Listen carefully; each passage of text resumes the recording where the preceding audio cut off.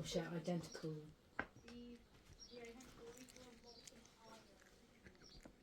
themes and characters, and they're interchangeable. So I can't remember details, but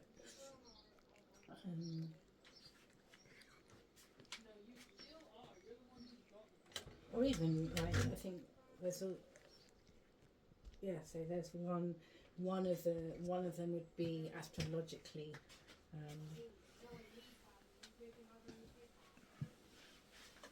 The sun is the sun, and Jesus and his 12 planets, you could say.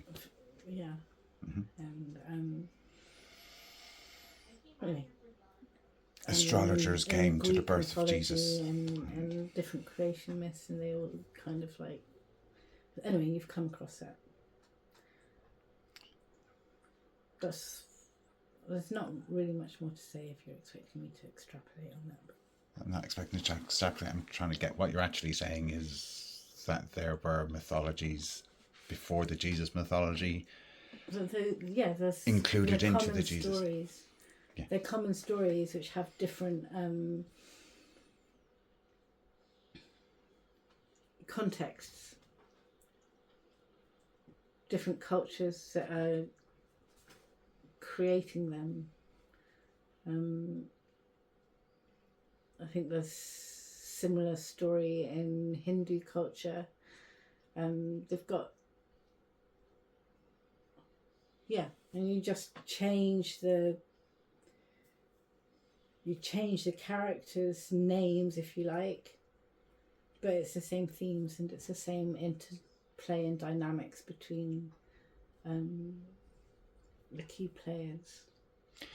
So primordial storylines, no matter which culture it is that's telling it, it's much the same primordial storylines in various languages from various cultures, but all on some level expressing something that predates the time that they're writing in. Yeah.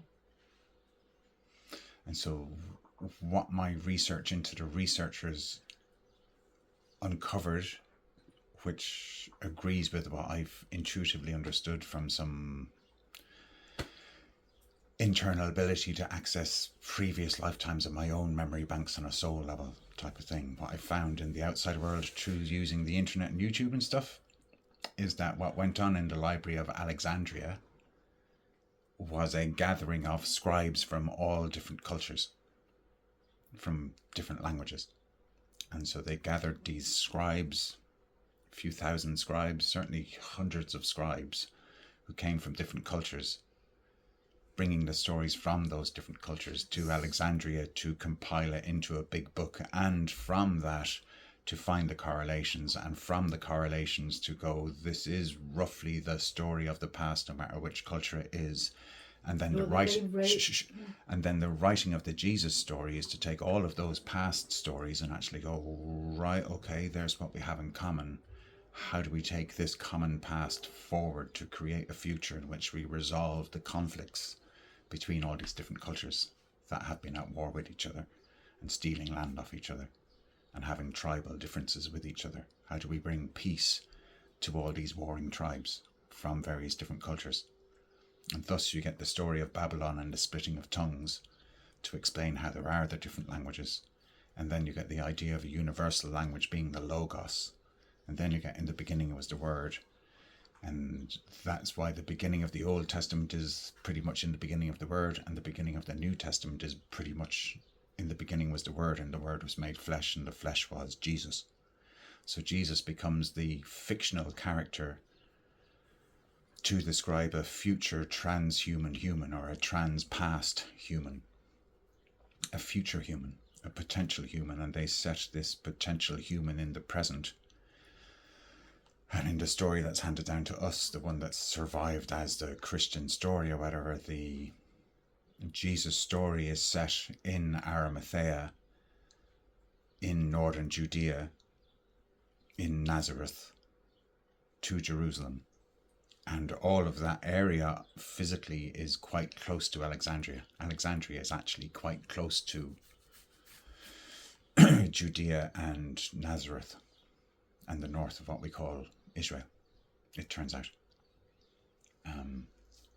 So the Jesus story is a compendium of all the past stories to try and write a novel story that brings the past stories into the future, where there can be a peace between all nations. That's what the Jesus story represents. And thus the idea of the Jesus story ends in the book of Revelations, that if people can comprehend the message of Christ, that we're all the children of God, that we're all the children of language, we're all the children of the Logos, we're all the sons of God. But it would have been both male and female back in those days. The overly patronizing with patriarchy happened over time. So yeah, does that agree with what it is that you're attempting to say, kind of thing, and maybe help give a historical fact type of thing to the thing that you're saying? But so I find it curious language-wise that it's the crucifixion. What was the thing I said to you earlier? Crucifix. Crucifix. I hadn't said that one before. So the crucifix imagery is trying to fix what's broken in the primordial memory of the oral traditions that became the written traditions. And the written tradition in the Christian story is trying to fix what's in the traumatized memory of all these warring clans. And then the Muslim story with Muhammad is again a made-up story that's written hundreds of years after it supposedly happened. So I'm not saying that there wasn't a Muhammad, and I'm not saying, or a person who gets called Muhammad, or an archetype of a person that was embodied in an individual who becomes called Muhammad.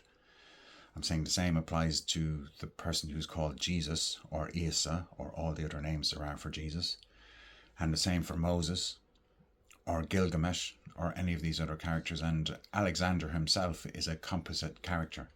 There wasn't necessarily an individual called Alexander who achieved all of those things and yet died at the age of 33, who established the Alexander, but it's a myth for the establishment of the Alexandria library and the work that went on for 1,000 years to construct the Old Testament and the New Testament, and for over 2,000 years at this stage to have the Bible that's being printed up in the form that it's in since the printing press from the 15, 16, 1700s. So the printing press from the 15, 16, 1700s runs parallel to the Protestant religion. The Protestant religion is an updating, re-editing of the Latin Catholic Universal Church. Church meaning church body, church meaning body of information meaning data, data meaning linear timelines being combined, various timelines becoming one story becoming a building, that building becoming called a church.